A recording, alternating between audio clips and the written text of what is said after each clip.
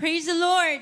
I give the highest praise, glory, honor, thanksgiving to our dearest, loving Jesus Christ. Hallelujah. Praise the Lord. I give double honor and respect to the man of God, the end-time prophet of God, our dearly beloved and honorable pastor, Wilde Estrada Almeda. And we will always cherish the blessed teachings and memories of our beloved assistant pastor, Lina C. Almeda. Greetings as well to the whole Almeda family, the beloved children, beloved grandchildren, beloved great-grandchildren, beloved in-laws. A blessed afternoon to you all po, maging sa ating mga beloved preachers, workers, choir members, webcast viewers. A pleasant afternoon to you all po, higit pa man sa atin pong pinakamamahal na Panginoong Jesus. Hallelujah. I would like to thank our loving God for His guidance po that I was able to come here to the Philippines from London, United Kingdom yesterday. Hallelujah, praise the Lord. I thank our loving God po for His guidance po for my safe arrival here.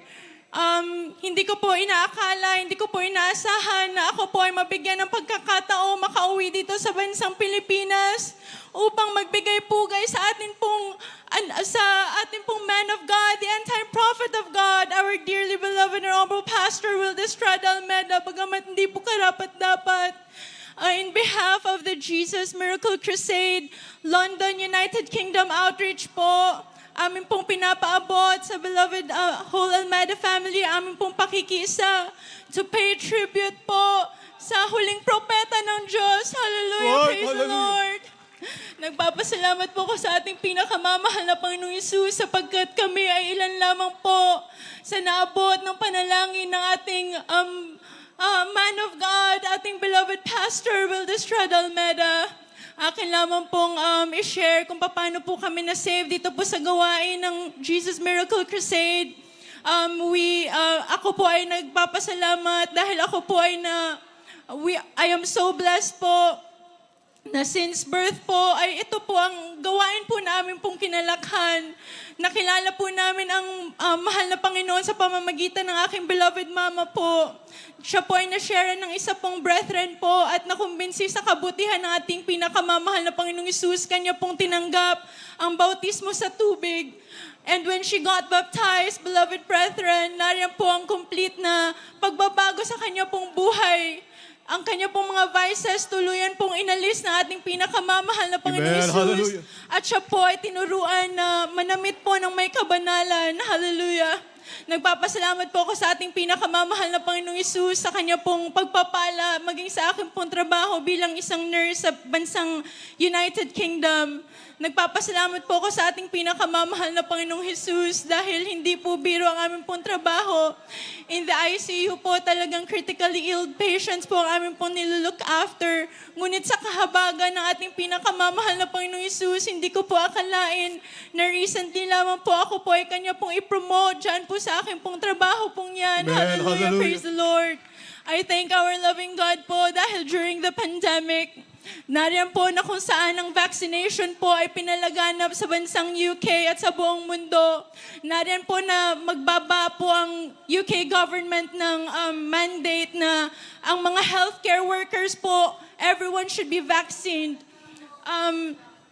Nariyan po ang aking pong pananampalataya sa ating pong pinakamamahal na Panginoong Hesus na kahit wala pong vaccine ay talagang pag-ingatan po niya ako. Hallelujah, praise the Lord. Nariyan po na ang mga colleagues ko po na bagamat ayaw po mag-take ng vaccine ay talagang napilitang mag-take ng vaccine dahil po they will lose their job. Ngunit tayo po ay mapala dito po sa ating pong banal na gawain dahil tinuruan po tayo ng ating pong beloved parents in the Lord na manalig at tumawag sa kanya pong banal na pangalan.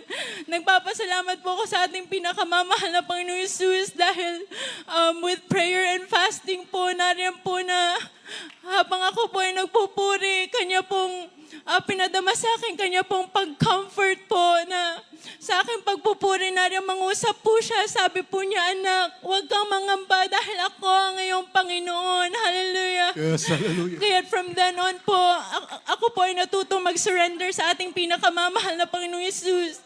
I was ready to lose my job po in UK dahil sabi ko nga po, hindi po ako magpapabakuna. Ngunit nariyan po ang kabutihan ng ating pinakamamahal na Panginoong Hesus. na 3 days before po maisakatuparan ang mandate na yan, talagang inabolish po yan ng UK government. Hallelujah, praise the Lord. At ako po na isa pong healthcare worker na hindi po vaccinated, ay patuloy pong nakaka-work po ng malaya po dyan sa hospital na yan. Amen. Hallelujah, praise the Lord.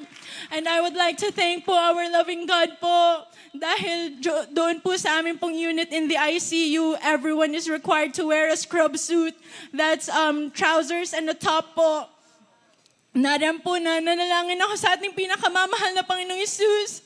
Nariyan po na magpatotoo ako sa aking pong matron po na sabi ko na patuloy na namin pong kailangan na sumunod sa kabanalan. Turo na ating pong beloved parents in the Lord to continue to worship our loving God ng may kabanalan po sa pananamit. Nariyan po na talagang napakabuti ng ating pinakamamahal na Panginoong Hesus dahil ang hospital ko po na yan, talagang tinahian po nila ako ng scrub dress na pwede ko pong magamit. Hallelujah! Praise the Lord!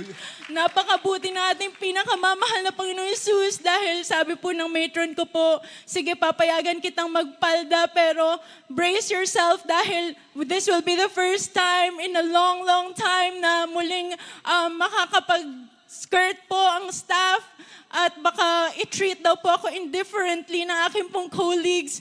Ngunit napakabuti ng pinakamamahal na Panginoong Hesus dahil when I started wearing that scrub dress, kabila ang mga praises po ang aking pong na-receive from my colleagues. Hallelujah, praise the Lord.